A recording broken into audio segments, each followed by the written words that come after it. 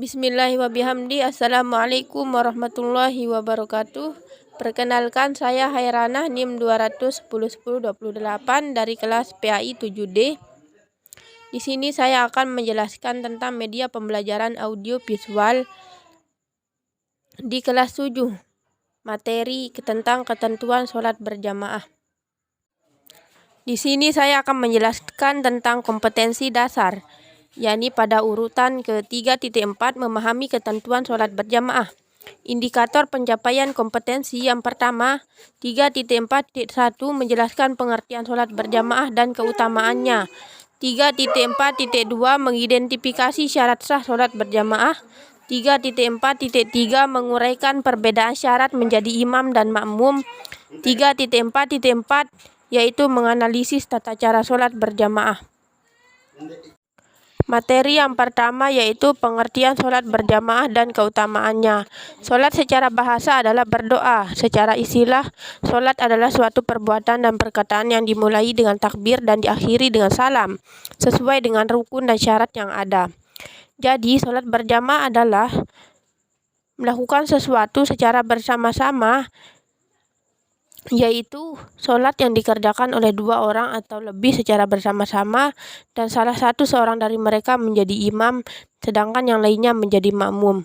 Keutamaan sholat berjamaah bila dibandingkan dengan sholat munfarid atau sendiri adalah dilipatkan 27 derajat.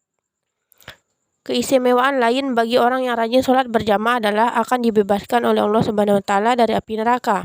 Berdasarkan hadis yang diriwayatkan oleh Ibnu Majah dari Anas bin Malik radhiyallahu anhu dari Nabi Muhammad SAW bersabda, barang siapa sholat di masjid dengan berjamaah selama 40 malam dan tidak pernah tinggal pada rakaat pertama dari sholat isya, maka Allah akan membebaskan baginya dari api neraka. Materi yang kedua yaitu syarat sah sholat berjamaah.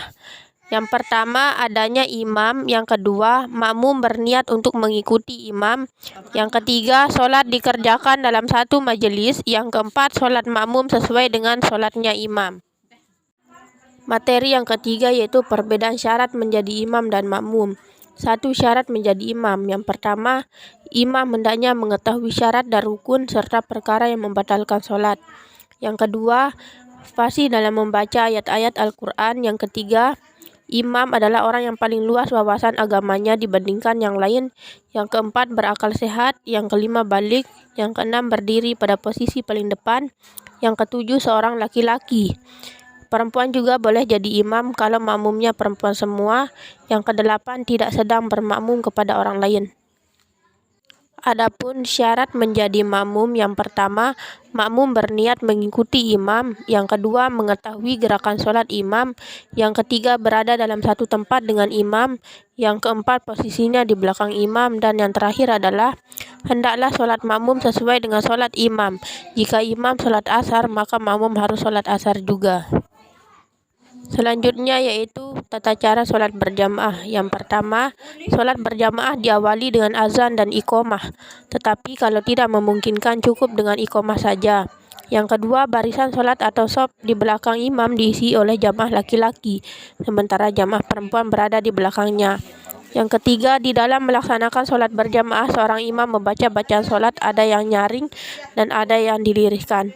Yang keempat, makmum harus mengikuti gerakan imam dan tidak boleh mendahului gerakan imam. Yang kelima, setelah salam, imam membaca zikir dan doa bersama-sama dengan makmum atau membacanya sendiri-sendiri. Selanjutnya itu evaluasi. Yang pertama yaitu pilihan ganda.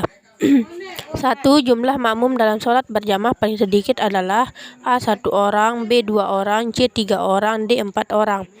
Nah, soal nomor 2 yaitu pahala sholat berjamaah lebih banyak dibanding sholat sendirian, yaitu A. 17 derajat, B. 27 derajat, C. 37 derajat, dan D. 47 derajat. Soal pilihan ganda nomor 3 yaitu, perhatikan pernyataan berikut ini. A. Pak Umar berumur 55 tahun dan kurang fasih membaca Al-Quran. B. Ibu Aminah berumur 57 tahun dan fasih membaca Al-Quran. C. Farhan berumur 15 tahun dan fasih membaca Al-Quran.